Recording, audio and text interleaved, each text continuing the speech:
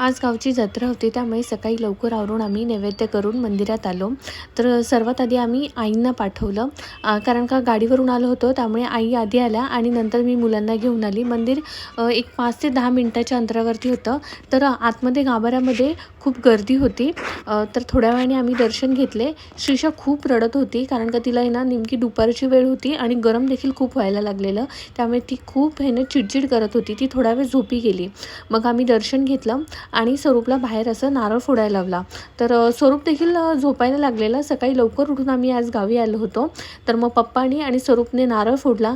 त्यानंतर पुढे आम्ही मंदिरात गेलो आणि तिथे सगळ्या देवांचे दर्शन घेतले आणि घरी आल्यानंतर पटकन मी सगळ्यांना ताटं केली आणि सगळ्यांनी जेवून घेतलं. तोपर्यंत सगळे जेवतात तोपर्यंत मी शिशाला देखील थोडी चारत होती. शिशा देखील छान आवडीने पुरणपोळी खात होती. सगळ्यांबरोबर मस्तपैकी असं पुरणपोळीचं असं छान जेवण केलं आम्ही.